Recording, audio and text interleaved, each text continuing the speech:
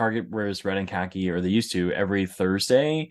And then every time you go merchandise in a store, you have to wear red and khaki. Yeah. And so I got to be the guy in the office who found every combination of red and khaki. So for a while I had red pants, I had a khaki shirt, and Tony Fisher used to get really mad because he was like, "Are you going to a store?" I'm like, "No, but I'm in red and khaki."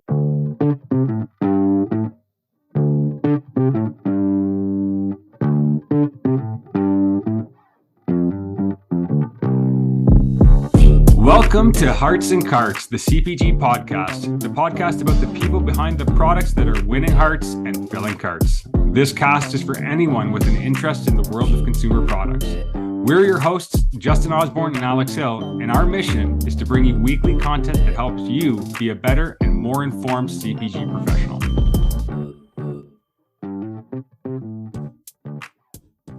Welcome back to another episode of Hearts and Carts. Today on the show, we have a CPG podcast legend. Alex, who do we have with us? Today, we're going to be chatting with none other than Phil Chang. Phil has over a quarter century of experience in this industry. He's founder and host of This Commerce Life podcast, a podcast that Justin and I have been listening to for a few years now. He's a fractional CMO and COO, giving consultancy to a number of smaller brands in the Canadian landscape.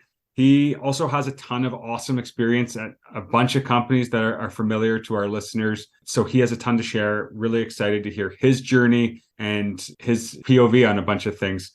Don't forget to like, subscribe, follow us on our various social media platforms. And without anything else to add, let's get after it. Say make money, money, make money, money, money. Make money, money, make money, money, money. Say take money, money, take money, money, money. This ain't about the verse, this is commerce. How you doing, Phil? Good. Nice to see you. Alex, nice to meet you. Nice to meet you. Yeah. How have things been for you, Phil? Busy? Yeah, busy, but good. Really good. Just Tis the having a lot season of to fun. be busy Yeah. in this industry. Yeah. It's it's that time of year, right? It's hard to get people to pay attention right now, right? Because everyone's trying to close the year, and it's like doing and then planning and thinking about next year already, panicking about next year already. So 100%. Yeah. 100%. Finishing out holiday executions, everything. Yeah. It's All of it. Tis the season. Tis the season. Yeah. And You guys are on fire. I've listened to a bunch of the episodes. You guys are. Thank you. There have been some really great episodes. Not Jake, right? Jake is Jake, right? But or Jake. Everyone except for Jake was good. I love Jake, right? But Jake brings his own special yeah. He comes with fireworks and everything else, but I really like the episodes. I've been really enjoying them. Yeah. Awesome. Thank you. That means a lot. You're sort of you have 3 years under your belt doing this in the podcast space. So yeah. Great to hear 5, from actually. an expert. 5. 5. Yeah. We figured out. Yeah, 5. It's kind of gosh. crazy how long we've been doing it. Yeah. It goes fast. I feel like we're entering podcast time, and I do feel like time's speeding up a little bit. Yeah.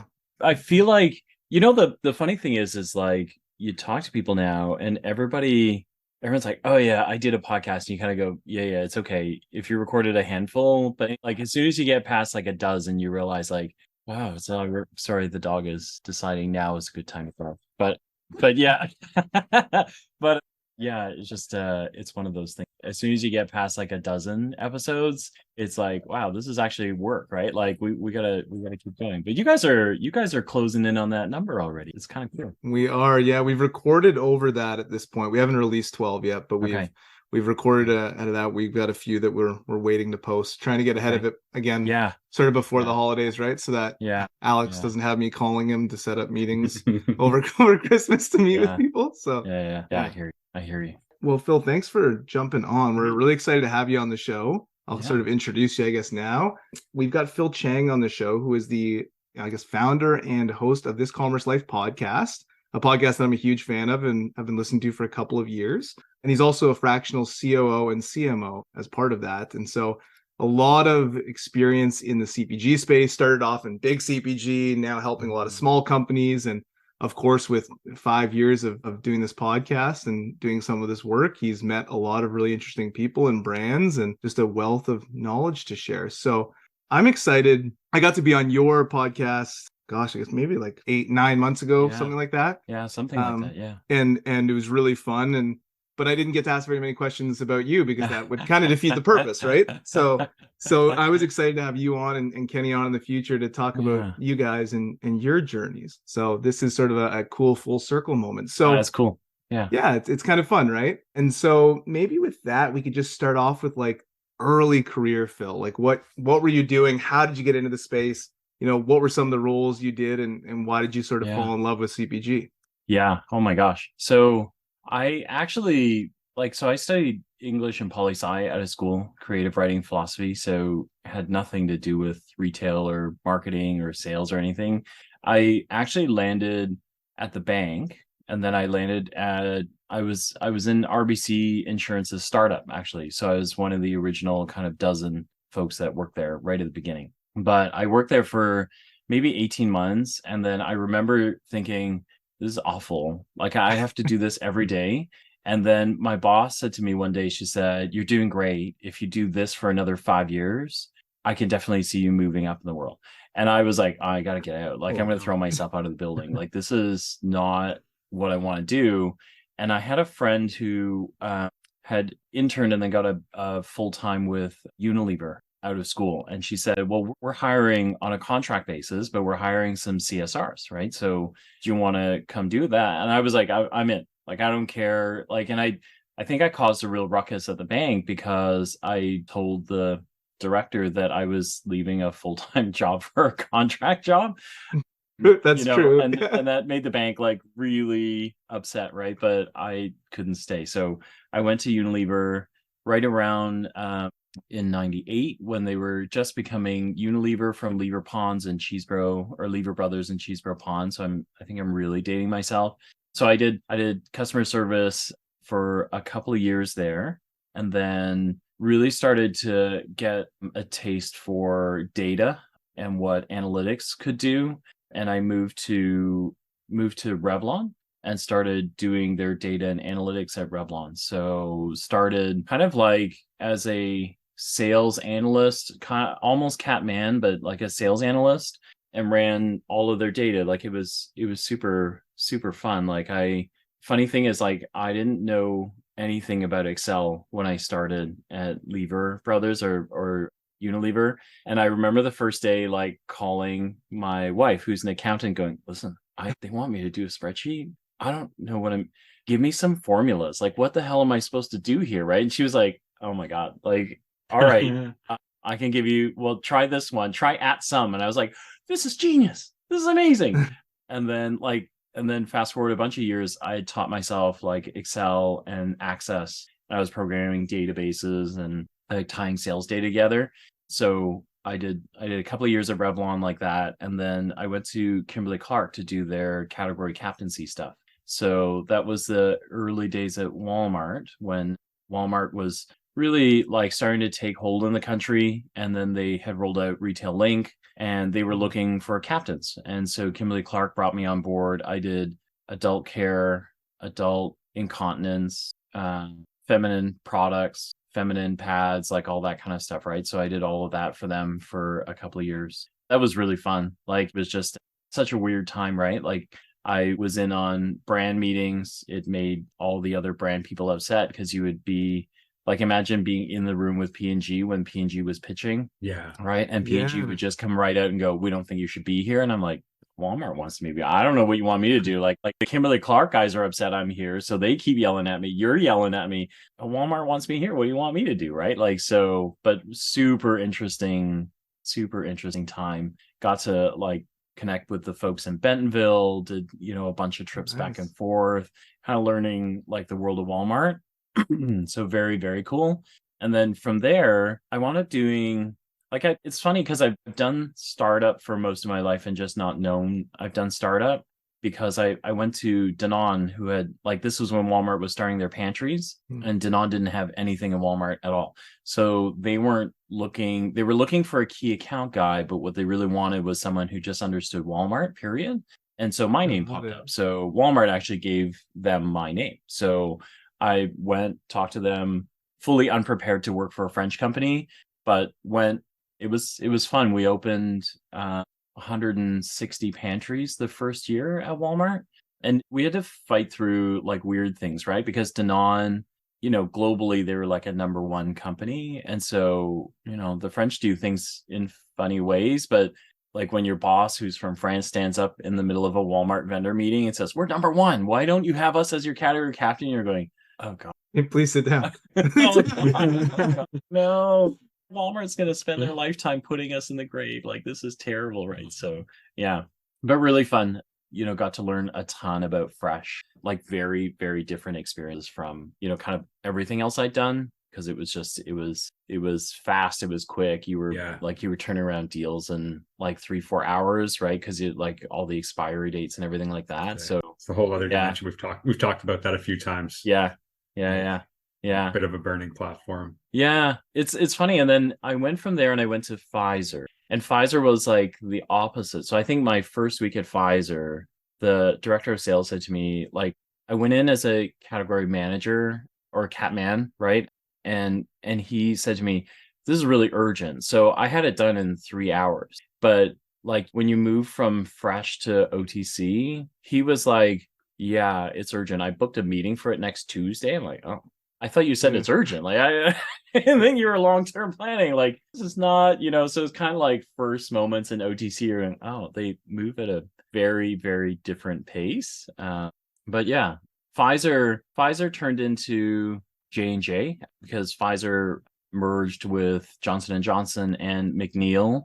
So that's when Tylenol and Neutrogena, Aveeno, and then all of the Lubriderm, all of the, we came together. And I stayed there for the longest I'd ever been anywhere. So I think I was there like 7 years. So I did category management there. I did sales strategy there, and I covered cough, cold, flu. I covered Sanpro again. Can't get away from feminine hygiene. It like runs in my history somehow or other. And then I also wound up doing beauty as well. So Aveeno, Neutrogena, baby as well. So yeah, I did that for a long time. And then my last role there was on the global shopper side. So I got to first Canadian to work as a US employee, but based in Canada. So cool. Kind of weird, but really cool for J&J. And then really fun for me. I got to like travel and work with other countries and see what was happening. So yeah, pretty fun stuff. I guess from there, Am I moving too fast, too slow? I have no idea. No, you're doing great. Nobody ever asked me, so no, this is good. We can jump back and forth too. Like, okay, I think like there's things we can probe in, but keep your flow and we'll probe. Yeah. Okay. So after that, I had done some work with Target US, and I was looking to settle. Like I just had my first kid, my second kid was on the way. And then had the second kid in the middle of the global shopper role, and then surprise, we were having a third. And so I was like, okay, I got to stop traveling. Like I think I was in the middle of a 2-week stint in the UK and then Austria, and I kind of went like, I think I need to go home. Like I've been away for 2 weeks. Like this is not probably what I need. So I came home and helped Target start up in Canada. So I was the OTC buyer. Super interesting. We can definitely talk about what went wrong there, but super interesting, like being able to build greenfield and then like having to translate US expectations into Canada from a category standpoint, and then also from a market share standpoint was really challenging, right? Because they did the same thing. They went, oh well, these are categories we know in the US, and you kind of go, yes, but no, right? Like over-the-counter drugs here is a totally different ball game. You can't own half these things. You have to lock up a bunch of these things. And then like just because you were number 2 or number 3 in the US doesn't mean you're number 2 or number 3 here. It's a very competitive market. Yeah. We're starting from the bottom. Like what?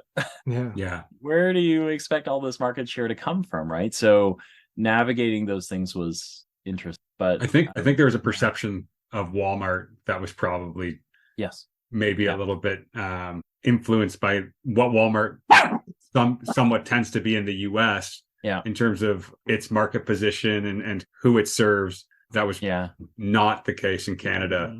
I think Walmart has a broader appeal in Canada, I think, than maybe it does in the US. I think I think that's 100% right. And I think the other part of that really is that they just expected that, the Target brand name would kind of like just, it would translate right away. Yeah.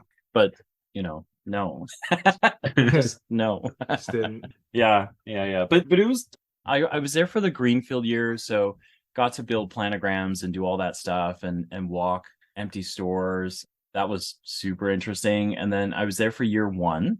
In the middle of year one, I met a guy named Ben Zifkin, who was building we thought it was going to be really big. Like, so he was building a new way to retail. He was building a new way to transfer data back and forth. And this is right after, like point in case of how we weren't ready to launch in Canada.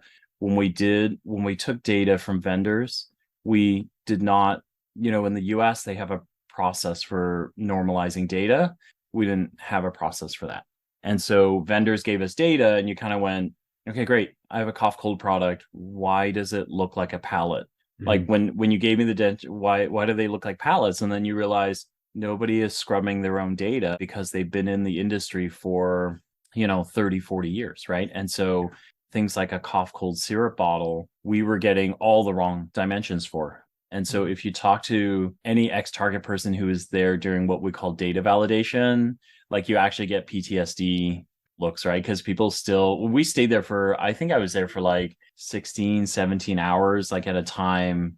Like at one point, me and my analyst, we were actually measuring every box, right? Because we just stopped trusting everything that came through.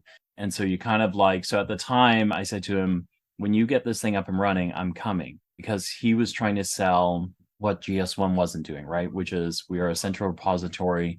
We can send you and translate data for you. You can, if you share your data with somebody else, you can pick up the data and just use it, right? Like it should be that easy, right? And it should be, right? So I went to Hubba. We did that for 4 years, raised $60 million, I think.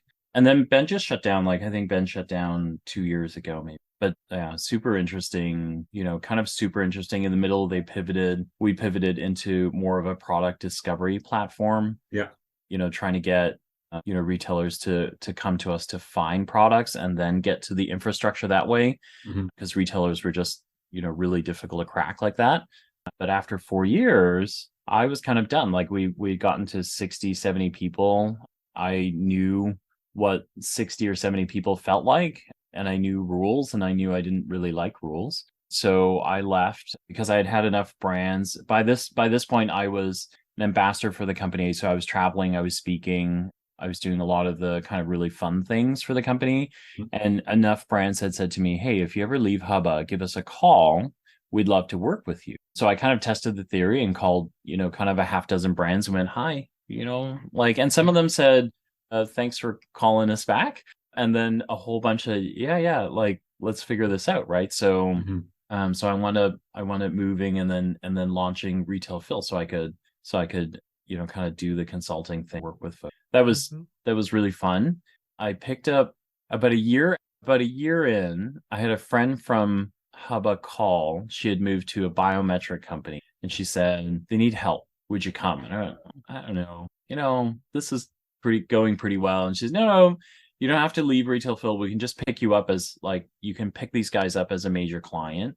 And I did, but it turned into this all-consuming thing. So I wound up ending a bunch of contracts and doing NIMI as a contract, but essentially as a full-time thing. They're a biometric company, which is nothing I'd ever done before. Yeah. But they were talking to pharmaceuticals, which I knew, so it was a really interesting kind of move into true classic marketing, which is something I hadn't really done, right? Like, I'd done a lot of trade marketing, I'd done a lot of applied marketing, but this was like true move people from unaware to aware, funnel conversion stuff, right? So pretty fun stuff.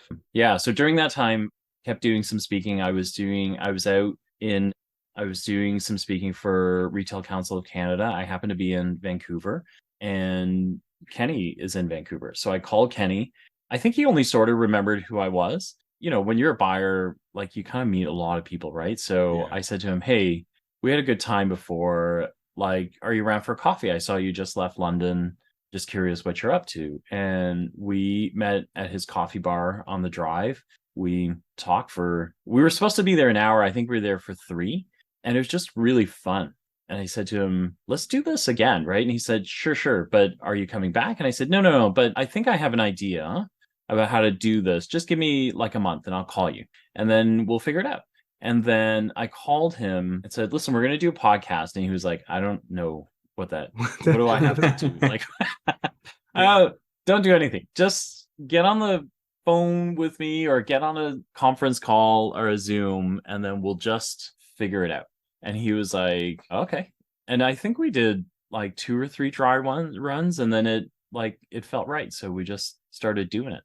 And we did it in the beginning because it was just fun to talk to each other. And we actually joked about it. We thought, okay, well, no one's ever going to listen to this thing. We're going to have like 5 people, and most of them will be us or our family just saying, yeah, stop pestering me. I'll hit the follow button, whatever.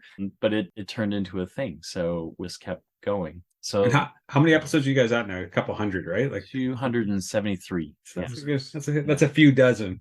Yeah, for sure. Yeah, you definitely passed the dozen. Yeah. Oh wow. Yeah. Dozens. So we've done that, and then we kept doing our things on the side. And then, this year, I think part of it is the two of us, right? Is we're kind of like, we're pretty humble guys. We don't really like to say, look at me. Yeah. And so this thing, it's been moving, and we get like, it's really weird. So I went to an event last night called Founders Meeting Founders, and it's, in the CHFA kind of space. But I had people come up and want to take pictures because they're fans of the podcast. Wow. And that was really weird. Cool. Like, I don't, kind of cool. You know what I mean? Like, I just didn't know what to do with that. Right. I was like, cool, but okay. Like so for us, it's not really a thing, but when we really talked about it, Kenny and I, we look like actually really proud of the podcast and proud of what we can do. And then we really talked about like, look, I think it's time for us to just face the fact that we love storytelling, and we've got some talent at it, right? So what does that mean for us, right? Like, because do we just like, we could keep doing it the way we do it, or we could double down and just see, could this be really a thing? Like, could it be a lot more? And what could that be, right? And we realize, the two of us partnering, because Kenny does a lot of sales execution stuff and I do a lot of marketing stuff. So even from a fit perspective with a company, it works for us. And then helping people learn to tell their stories and things like that is also, something that we're pretty good at, right? So we started, so both of us have started kind of like moving away from our businesses into this commerce life as being the primary. It's kind of where we're at now. It's very cool. It's a good journey. It's been really fun. I don't in the early days I took some heat for moving so quickly every couple of years, because I think when I was growing up it wasn't a thing. Like now it's okay for you to move every couple of years, but back then it was like no. And then my dad, right? My dad stayed in the same place for like 45 years, right? So he was like, every time I'd move, he'd go, "What's wrong? Like what? I thought this was a good company." I'm like, "It is a good company. I'm bored now. I need to do something." Yeah. Yeah. I've kind of loved all of it. It's been really fun. So one of the questions I'm curious about, and I think like, for us, goal here is I think we're aiming for those people who are kind of early in career who don't know some of these roles even, right? In some cases, like, or have limited exposure. And since you've done pretty close to the majority of commercial roles at some point in consumer products, wanted to touch on some of the differences. Like, you talked category and I think like I started, me and Justin actually both entered in category. Okay. But people don't understand what that is, like in a lot of cases. So maybe like, take your own approach and spin, but some of the differences between things like category, sales strategy, account management, that, things you loved about them, things that were different, things that you maybe hated as well. So category management is like, so I think the part I hate the most is about like the tactical bits, right? So drawing planograms it's tedious. Such a terrible thing. Yeah. It's very, such a terrible very thing. Tedious. Yeah. But what's really cool is, I always say this to almost anyone that I take on a store tour, if you think of any big retailer out there, almost any retailer actually, but particularly the big to everything above an indie, like the way you shop and the way you see things and the way you buy things is affected by category people. You just don't know it, right? So, early on, like you kind of go, when you read about like Walmart and their shopping baskets and how they used to like, oh, now the average shopping basket is like $150 or $180 per shopper. And you kind of go, yeah, that's us, right? Like that's us screwing around with like, it's not coincidence that you see those things packaged together or that they're put together or that, the number one leader is the first thing you see in the aisle. And then you see all the other brands like those things. So many people don't realize how their shopping journey is shaped by folks in the background, like trying to figure out what they do. So I always love that about category, right? Because I love that part of it. I love the insights. Like, when I was in Fem High, I'd get kicked out of stores all the time because I'd be the creepy guy watching women walk up and down the aisles, right? Yeah, I can see that. Yeah, it's really tough. That's a tough Yeah, you gotta go. But you learn a lot, right? Like you learn a lot watching people walk up and down and see what they pick up, right? I love that part of the job. I hated the drawing of the individual boxes. Like that was it was terrible. And then all the versions. Sourcing images and then you finish the planogram and they just do something completely different. Yeah, they screw around with it, right? Because the buyer really wants private label in a certain place so he can make more money. And you're like, come on, man. Like, what do I care about your profitability? I just want the way I drew. But like in the physical space, it is like to your point, it's like the category team is kind of like that impartial or supposed to be impartial choice architect, right? Like who's building, like you said, the cues and physical insight kind of implementation, right? For them. And like you said, you're sitting in the competitive meetings, like you got the NDA, like you're almost like a consultant for a retailer versus it's just a very different, like I didn't know that existed before I came into the industry. Like I think a lot of it's tough though, right? Because your own company, like the only way to succeed at that job is it when your company hates you, right? Because when your own guys are like, dude, what the fuck? Like, are you not going to tell us anything? You're like, I can't tell you anything. Well, any hints? No hints. I can't help you. All I can tell you is they trust me. So you should trust me too. And they're like, come on, right? Like, all right, okay, this is a great job. Like, so it's not a job that makes you friends, that's for sure. No, it's true. Maybe one buyer, but that's it. Yeah, it's true. And then I get like the key account roles I liked. Probably the hardest parts I didn't get were just because I cut my teeth as a sales guy at Danone. And so I think that was really hard, right? Because it was fast, it was hard. And then grocery guys are hard. They are like every other buyer is hard, but grocery guys are like tough as nuts. Like they'll make you cry if them, right? Like, and so like the best advice I think I got was from a Loblaws guy who said, listen, you're a piece of meat. Just go in and let him take the strip he's got to take. He's got to do it. He's going to do it. He's a grocery guy. If you let him take the strip, then you can get down to business. It'll be just fine. And I was like, oh, wait. That makes sense to me, right? And then it started to get easier, but I can, like, the first 6 months was a lot of anxiety, right? Because I was just like, I don't understand. Like, I used to walk in this building and everybody loves me here, right? And now all he does is swear at me. I don't understand. Like, what, what's different, right? Oh, that's what I got it. So, yeah. But the sales role I liked because was really results based, right? Like, you got a chance to, like, nail targets. If targets weren't going the way you wanted to, you were the one person in the building that could affect that change, right? Like I could screw around with all sorts of things to get the number to go, right? So like ethically, not unethically, right? But like I could mess around with all sorts of things to make it happen, right? So I like that. about it's fast feedback in sales. Like if it's working, you get the reward quickly, which is nice. Yeah. If it's not working, you get in trouble quickly. So nice, but at least you can do something fast. Yeah. And then I think that the role that I loved the most was sales strategy. I think that was the role that I spent a lot of time in that role. I did it across different pillars, and it's probably what brings me back to the fractional COO, because it really is about connecting the dots, right? Because you take a brand plan, you know, that a brand team's taken a lot of time to, you know, kind of crunch down and boil down, but then you've got to cut through the vim and the vigor a salesperson has, right? And be able to translate it in a way that salespeople go, okay, I get it. I buy it, right? Like I buy it and I'm going to go do this. Yeah. And then you're not done, right? Then you got to go back and like convince the marketing team that there are tools that they said they would never do that now the sales team needs, right? Yeah. And then you've also still got to get category guys on board as well, right? As you're going, Mhm. guys, so this is what's coming. So I know you're not supposed to tell me anything. So just listen. Here's what's coming for us. Here's how you got to think about it. Maybe someday you can work it into the planogram. I'm just saying, right? Like, Yeah. so there's a lot of like, it's almost like you're the general manager of the business in a lot of ways, right? Because you're just worried about making it go.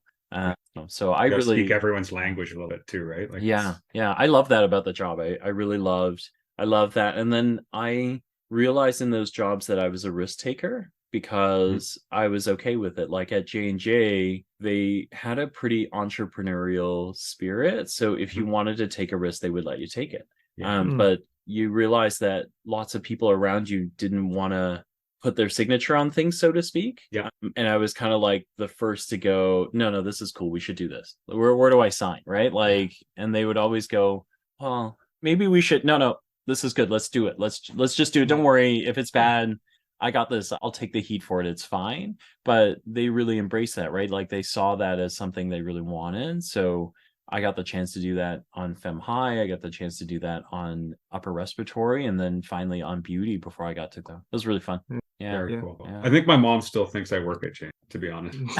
Yeah. My parents don't understand. Like, I think after Royal Bank, they haven't understood a single thing that I've done, right? Like, I explain everything I do, and like, they're just like, okay, sure.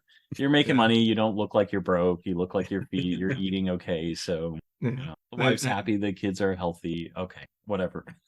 And I know when I was the key account manager on Loblaws at SC Johnson, my mom thought that I worked at J&J, and she also thought that I stocked the shelves. So it was like clear, didn't get it at all. I was like, you know, but I tried to explain it multiple times, and then I just sort of gave up on it. Yeah. I have an uncle that thinks I still build websites. Because when I explained Hubba to him, he was like, oh, I got it. Your big data and your online. I'm like, no, but okay. And then he would call me and go, listen, I want to build a website. Can you do that for me? I'm like, no, how is that? It's not my job, but all right. Yeah. You know. I'm sorry, I cut you off. You're going to say something. No, I agree with you. I think sales strategy is one of my favorite roles as well, because it's just like you're connected with everything going on in the entire building. Like the level of collaboration you have is really cool. You get to see you're involved in like all the senior leadership stuff. You're involved in every function. You're having all these meetings. It's really cool. Like everything sort of funnels through you in a way, which is really, really awesome. I found when I was like a key account manager, sometimes I was in a bit of a silo. I didn't know what was going on in the building, didn't know what marketing was working on. It was like need to know basis. It was nice being kind of the person touching everything. Having said that, it means you have a lot of meetings and a lot of work. Involved in everything, but it is everybody really asking you for money, right? Yes, like everyone, you're like, come on, dude, stop. Like you're not getting that flyer. I'm not paying for that. Forget it, right? Like how many of those conversations? You get comfortable with saying no, that's for sure. Yeah, it's true.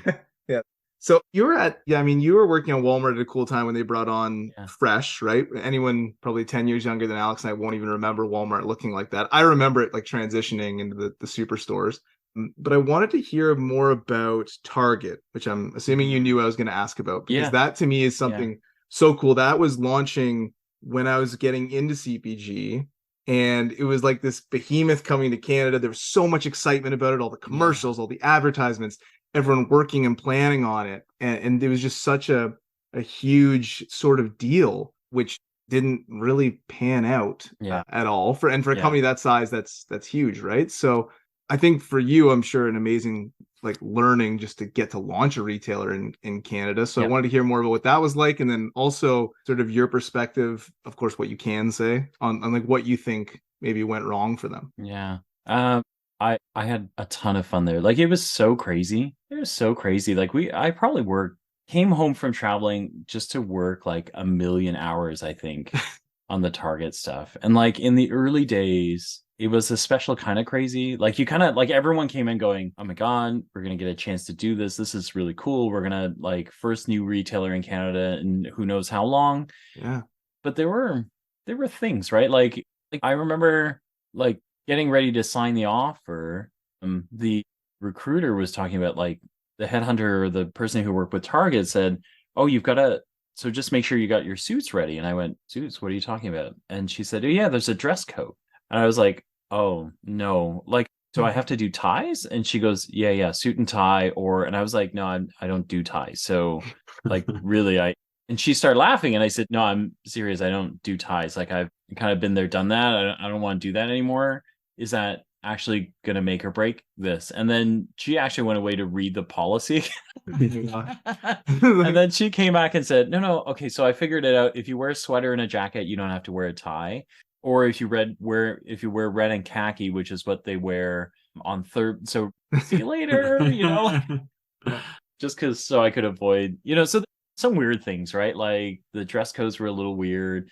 And then they really, really, really thought that they could translate US stuff to Canadian stuff, like right off the get-go. And it was in every category. So things like what's weird for us. So if like we're in cough cold season, right? So if you look at cough drops for us, cough drops for us up until the last couple of years have always been like rolls, like halls, right? Like really kind of small packets.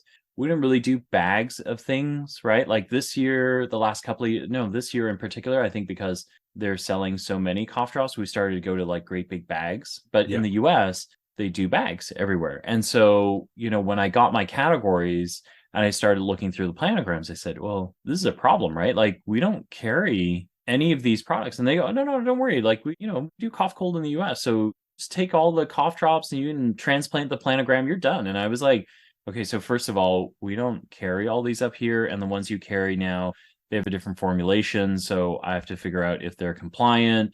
And then like some of your cough syrups are lock and leave. And they're like, what's lock and leave? So Canada has rules around like the active products. Some of it needs to be locked up when the pharmacy isn't around. Like there are all these weird things that they never, and this was across the board. Like I think the toilet paper, Brian Palmera, who ran paper for them, would come over because he knew that I worked at Kimberly-Clark, and he would go, dude, like they want me to take these ginormous packs of toilet paper, but they don't, how come Scott's and Kimberly-Clark are not bringing me these? And I said, because they don't do them up here. We don't carry those packs up here. Those aren't the right sizes, right? And then he realized, holy shit, I got to relearn the entire category because they want me to learn a US category. So it was like that. And then we just kept finding those, right? Like every category was like that. And I just put like a ton of stress on everything, right? Because now you had senior management going, no, we got this. This is easy. And then they realized like, holy shit, we don't got this. This is not easy. And now the jobs that we've tasked them to do, like it's like double the effort for the roles that we have, right? So they want to hiring more people, right? And then, like, so it was just like one thing after another. Our IT systems didn't translate with the US. So we were supposed to use US systems for things, but we couldn't. So our systems and the US systems were not compatible. Yeah. So we couldn't carry their data over. We couldn't see any of their stuff. Like everything was a separate sign-in. So again, double the work, right? So everything wound up being double. So it was quite. Which is like, that's another thing I think people don't realize about our industry is like, there's hundreds of thousands of products, and it's all needs to be organized systematically. If you're going to carry whatever 50,000 categories of product at a store, it's a lot of data, right? And if that's a mess, life is very hard. I think the other thing I think that we didn't anticipate. So I think we anticipated that everyone would love Target, which they did, right? They, everyone had been to the US, they loved it, but we didn't anticipate how excited they would be to have the things that they couldn't have. So things like Capri Sun, right? Like my nephew, I'll never forget it. My nephew, like we go to the US and we'd bring home cases of Capri Sun. He just loved this stuff, right? Like I think he was 10 at the time. And so he was like, oh, you're going to be at Target. And then he would, so first day he was like, I went to look for Capri Sun. I go, oh, it won't be there. And he's like, why? It's Target. I go, yeah, but we're the same, but not the same, right? Like, how do I explain this to a 10-year-old, right? Like we're the same, but not the same. We don't carry, because we're not allowed to carry the same things, right? And I think that hurt us a lot because we chose to ride the Target name, but not explain the differences, because by the time you get to that and you go, we are, but we're not, like, just know by then it's too late, right? The consumer disappointment is there. They went looking for Capri Sun, finding, no, I can't have that, right? I can't have any of the things that I really love about Target, right? Yeah, it was really tough. It was tough to hear kind of the feedback. Yeah. Yeah. And so do you think, was it just that, I mean, that Target didn't do the research or like fully plan out when they were coming here? Because it seems like there were just a lot of gaps. They just figured, here's what we do in the US, do exactly that, and we'll have a huge company. Like that's what it seems like. Which I know I'm simplifying it, but no, I don't think you are actually. I think in a lot of ways they looked at categories and went, yeah, same, Same right? thing. Like I think they didn't go really detailed enough. Like, because when I met with my US counterparts and I met with the guys who kind of like consulted to bring Target to Canada, they were surprised at like how many, like over the counter is really a tiny cat. Like I think I had 7,000, maybe 9,000 SKUs, right?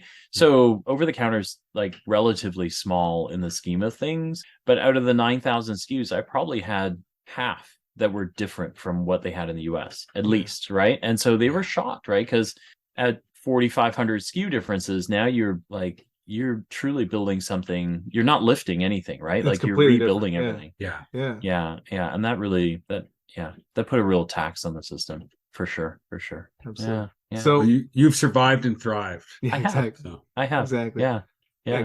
Good learning experience for sure, right? Like to I wouldn't trade be it. involved in that. Yeah, I wouldn't trade it. Awesome I loved it. experience. Yeah. So I saw, on This Commerce Life and your Fast Thoughts, you and Kenny chatting about sort of the retail slowdown and what to expect going from a collapse of a retailer to another. Yeah. Exciting, another really happy. I'm like topic. the harbinger.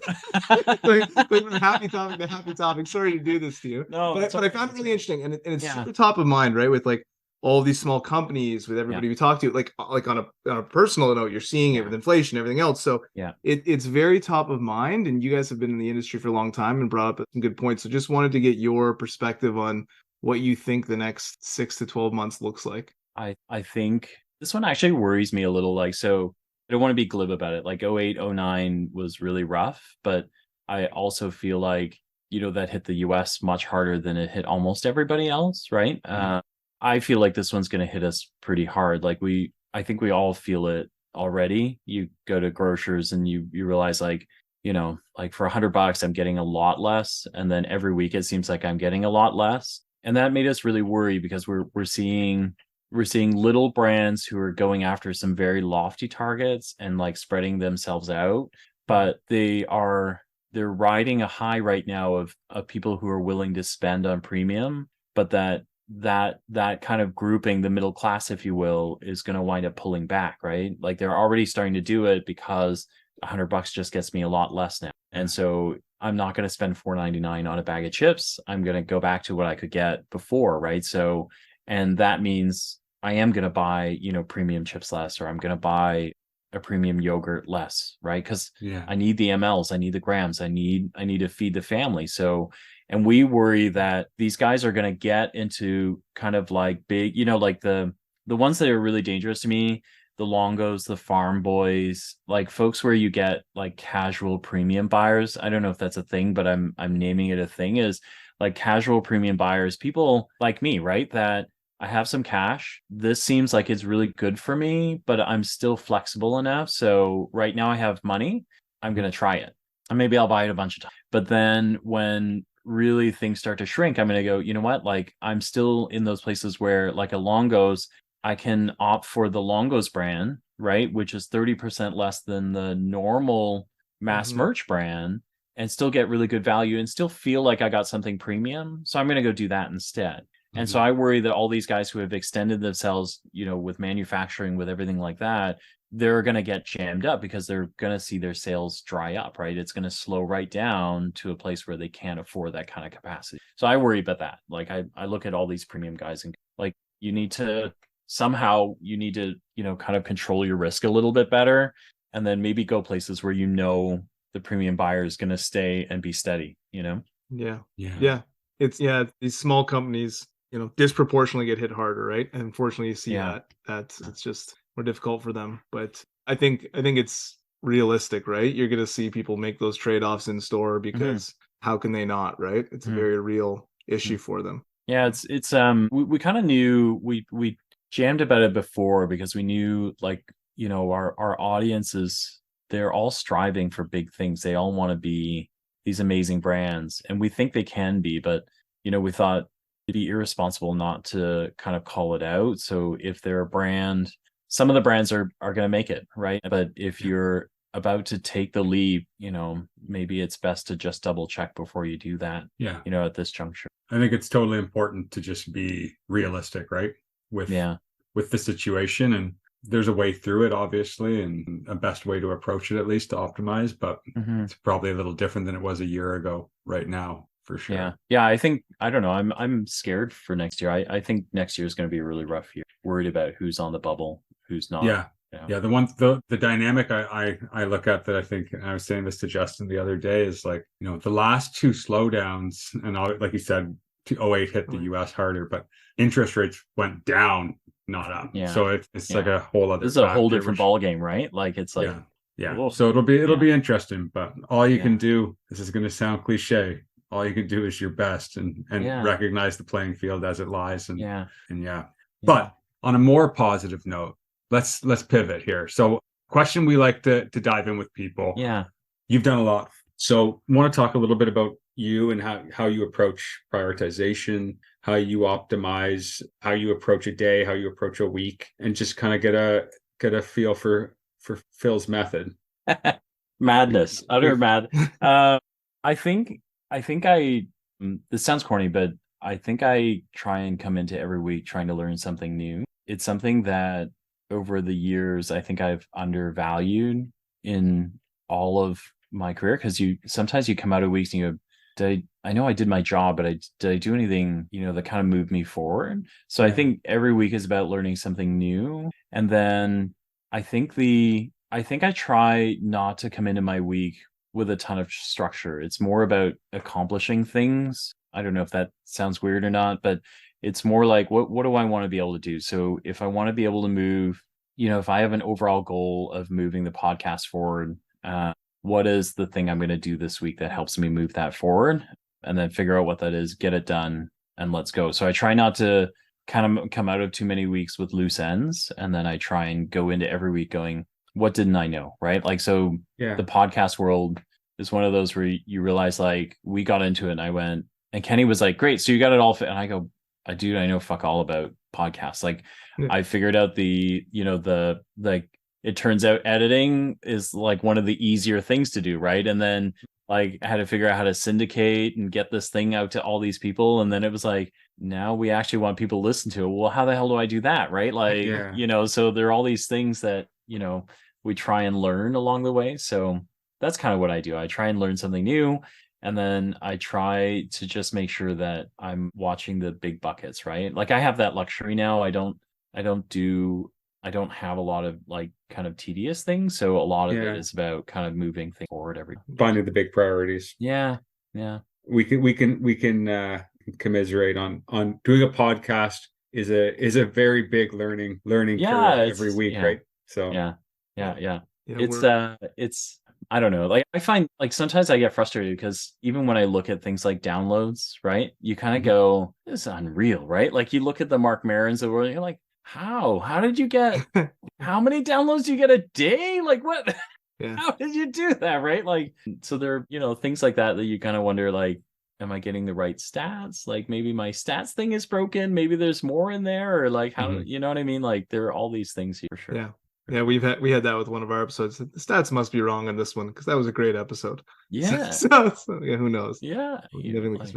So another question we like to ask people on the show is about brand that they're seeing right now that they're really excited about. So it's something we like to call brand fan. So it can be a product that you use, a brand that you just like what they're doing from a marketing standpoint. You have a unique perspective because you've had, you know, 273 episodes here. So you've met a lot of different people, CHFA shows, walking around, you know, just working as a fractional CMO, COO. So you know a lot more brands than I think the average professional. So I'm really curious to hear what your answer is here. Gosh, there's so many, like, really cool brands. There's probably it's weird because I'm not really a snack guy, but the one that I love the most right now is Humble Chips. Like Alicia and Jeff Leahy. And they're just, like, they're Lay's pros, right? Like they've been in the chip industry for a long time, but now they do make an organic chip on their own, and they make an organic bag. Like the bag is like this shiny material that you can throw in the compost bin. Cool.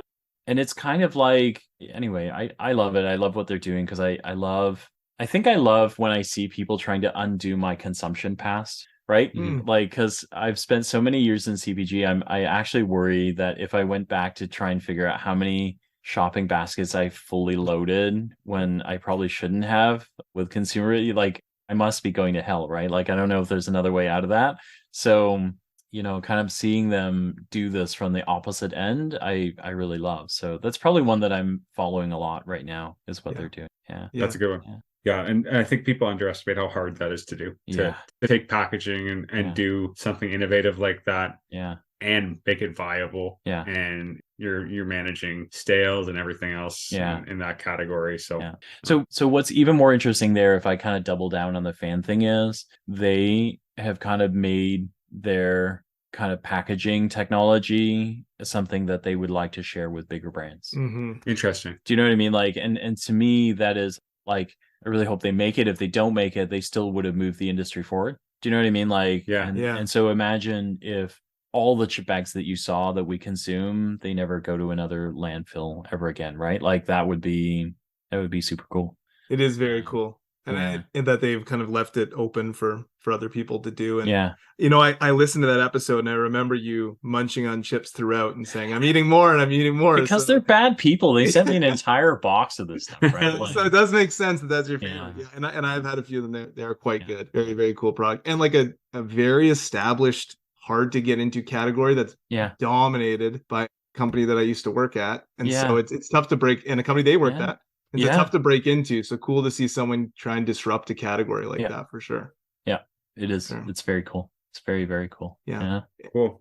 Phil, last question we'd like to ask people. We've covered a ton of ground here, a ton of insights. But if you had to narrow it down to like one or two and you were on a soapbox and you had 30 young Padawan CPG professionals around you and you wanted to tell them what you think they should think about or take away as they go forward to try and conquer in their careers, what would you be saying on that soapbox? I think it's the learning thing. Can't say that enough.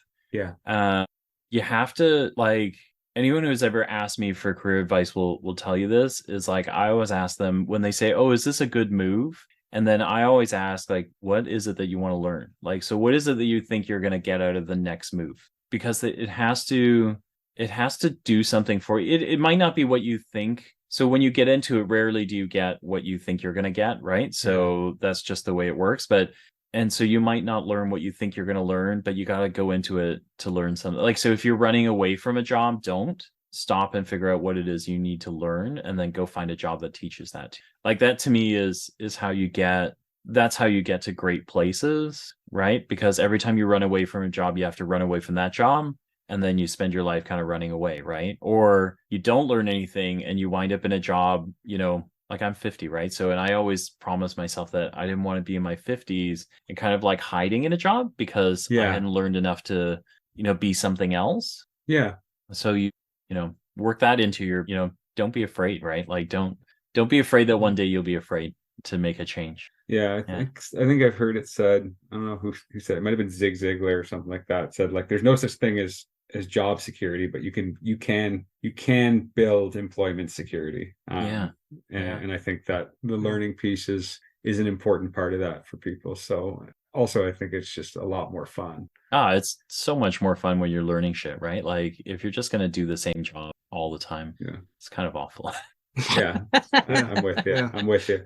Yeah, absolutely. And for everyone listening, just remember, there's some good podcasts out there that can help you with this learning curve. Cough plug. Exactly. Awesome, Phil. Thanks for having me, guys. Yeah, appreciate you coming on. That was awesome to hear your story. I've listened to your podcast so many times, hearing other people's stories, so it's exciting to hear yours. I've not actually ever told it before, so thank you for allowing me to tell it. So no, keep doing what you're doing. You guys I love listening to them. Like they're so great, and you guys got the sound stuff down like right away, which is pretty amazing. Usually new podcasts, they like sound levels and stuff like that are always a little bit funky, but you guys got that down right away. Like the sound quality is really good. Thanks. So it's Appreciate it. yeah, and the dialogue's great. Yeah. Appreciate it. Yeah. Hey, Phil, where in Toronto are you at? I'm in Mississauga. Yeah. Mississauga? Yeah. I'm now, I used to live in Oakville, but now I'm Okay. just out in Dundas. But at some point, we should definitely do this in 3D at some point. So. Yeah. I would like that. I've been having, so we had Two Bears and Dave Schneiderman on the show not too long ago, and he has a coffee bar in Etobicoke off Norseman, like is between Islington and Kipling and Norseman. Yeah. And he makes, like, their coffee bar makes some really great coffee. So if you're ever in Etobicoke, ping me and I'll just meet you there. Let's do it. Yeah, Awesome. I kind of unofficially made it my hangout spot already. Yeah, I like it. it. It's a CPG hotbed. Yeah, I like it. That's awesome. Yeah, cool. Well, Phil, really appreciate this. Yeah. Appreciate the insights. All right. Thanks so much, Phil. guys. Appreciate it. Thanks. Bye, guys. Okay, have a good night. You too. Bye.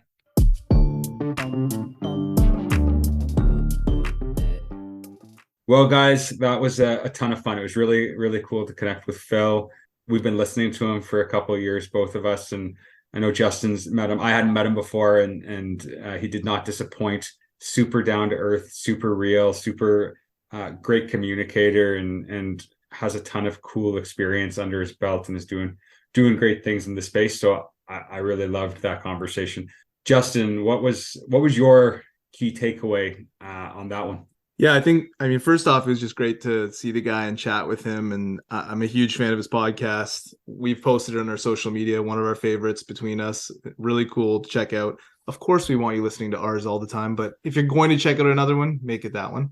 I liked what he said towards the end, which is when you're looking at a new role, ask yourself what you want to learn from it. A lot of people do run away from jobs, or a lot of people title chase or take jobs for the wrong reasons, money, title, whatever, versus being like, what could I learn in this new role? I was lucky early in my career to do different cross-functional roles that weren't really promotions, but got me new experiences, whether that was like marketing or account management or category or sales strategy. And I think now, years later, I'm a lot better for it, and I'm appreciative of those experiences. So I think absolutely that is great advice for anyone starting out. What about you, Alex?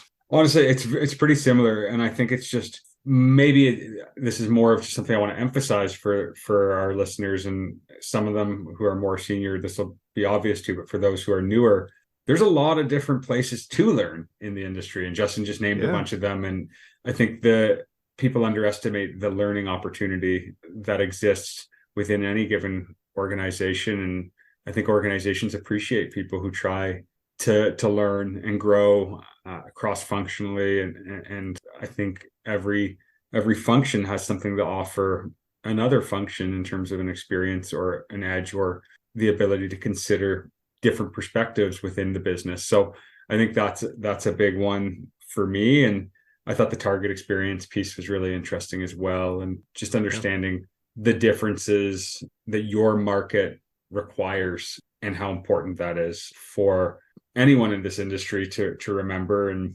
obviously we're not experiencing another retailer entry, but it's a critical thing to remember that every market's different, every category has its parameters, and you gotta really, to some degree, understand how to navigate the unique market you're entering and do it in a way that's cohesive with that market.